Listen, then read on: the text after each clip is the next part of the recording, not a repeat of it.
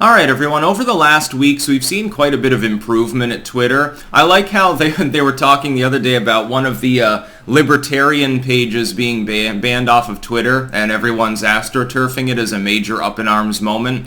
And it turns out it was because the person running the account set the age to lower than the required age to use Twitter as a joke to reflect when the New Hampshire LP actually was incepted.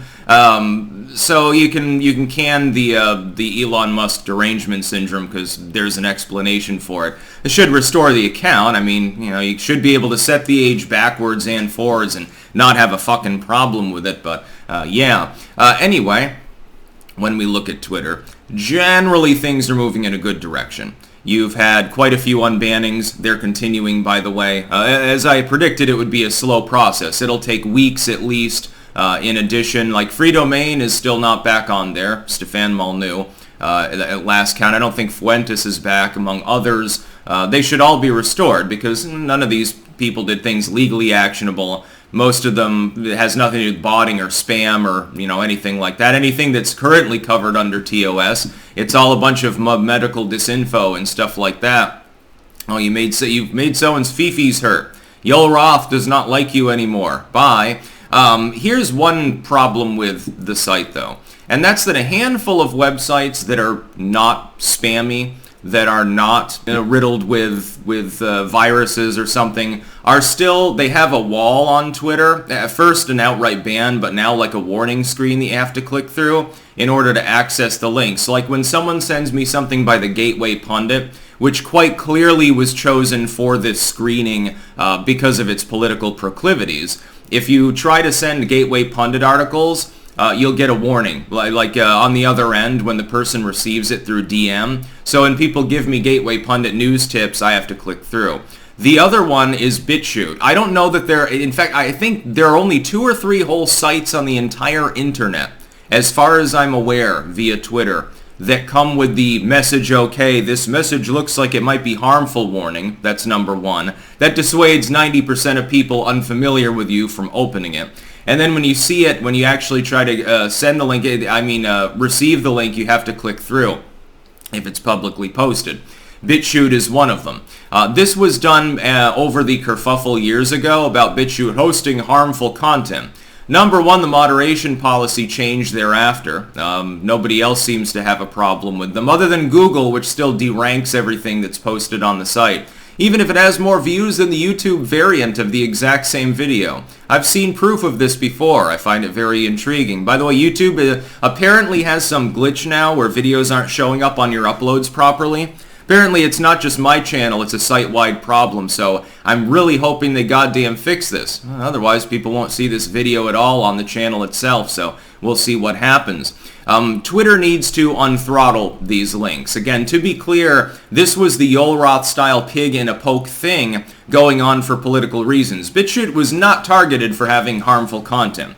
It doesn't have porn on it. I don't think that's allowed on the site, actually. Or maybe there's a not safe for work thing, but that could be just, someone says fuck. I guess all mine is 18 plus too, because I say fuck and even more bitter words sometimes. There is no terroristic content. It's been removed. Bitchute works directly with law enforcement and with numerous governments, specifically the same way that Twitter, by the way, still does. Which is not in and of itself a problem if you're talking about stuff like, hey, Al-Qaeda just put a video on your site instructing people that they have to come and join them and blow themselves up for God. I'm fine with that being removed. That could be a legal problem. But the problem was never really about that. There were stink pieces in which they did a deep crawl through the site and found 3 or 4 examples of stuff that you could consider possibly on the line of legally actionable and extrapolated that to be the entire sum and substance of the site.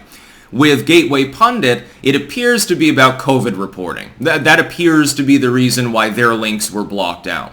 So it's political.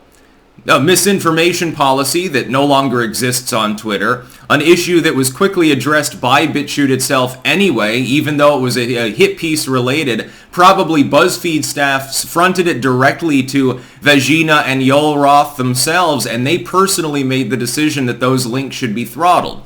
Well, Twitter should reverse this policy. Here's how you can help. You can contact Twitter's help on Twitter itself. You can get after Elon Musk, and also talk to other content creators, because I think myself, David Knight, and a handful of others are the only ones mentioning this. Elon Musk, to his credit, and YouTube does this too, oddly through their help page on Twitter. It's very strange. The squeaky wheel gets the oil. If Elon Musk has 1,000 people replying in favor of unblocking the Bitchute links and raising the question, and major pages, by the way, which you should contact, get cat turd on this, or some blue check marker with millions of subs, they're going to have more of a voice than I can, or David Knight can. The more people that talk about it, especially if they're bigger names, the more likely it is to get done. It gets expedited because people realize, hey, there's interest in this. And it's not an astroturfed interest. It's based on, a bunch of content creators that use the site are peeved about the fact that they can't pop the links in. Originally, Bitchute not only had this warning screen, initially you couldn't even post the links on Twitter. There was a several month-long period where they had to build a second URL. They had to use BitSlide in order to actually get around it. Then that got a warning screen, and then finally they removed the warning screen from the main links. I mean, they removed the ban on the main links and reverted it to a warning screen. But it's still disingenuous. There is no reason for Twitter to make the declarative statement that there's harmful content on a site that clearly doesn't have harmful content. Bitchute's TOS, other than misinfo and edgy politics, are not different from those of YouTube. You could do a deep crawl on YouTube, I guarantee right now, and find plenty of terroristic content. You could find plenty of illicit content. I'm sure that it's there. It's just that YouTube is a mainline site with a huge budget, so it's a little bit different. It's treated differently. Twitter has been treated the same way up until Elon Musk took over. The people bitching about propaganda and shit like that, they didn't target Twitter. Twitter's doing a great job. You'll note that right now the leftoids are up in arms over TikTok, which is explicitly a Chinese-based propaganda and spyware firm being targeted by the House GOP and various red state houses because, there's a reason to prevent government employees from having Chinese spyware on their phones. It makes sense. They're up in arms over that, and they're drawing a comparison saying, well, where's their problem with Twitter? Twitter has Chinese investors, which I don't even know if that's true at this point. But it's not a Chinese firm. You have no evidence that it's working for the CCP. If you want to bitch about that, look at Meta. Or possibly YouTube. You remember when the Saudi Arabians bought a 10% share in YouTube stock many years ago? And how funny it was that the legacy media didn't want to talk about it too much? Yeah, fucking double standards. But Elon Musk is unbanning people, so clearly he's the problem. He's the disinfo shill. It's ironic that someone not born in the United States is acting more American than the entire legacy media that supposedly is based in the U.S., although their multinational parent firms may disagree. So that's what they should do, but it'll require a group effort. I can shitpost on Elon Musk's post and remind him of it. David Knight can, but we're going to need your help. We're going to need the help of our followers. It's not just going to be able to be us. Keep tweeting up a storm and maybe email them too. I don't even know about Twitter's email contact if they have one.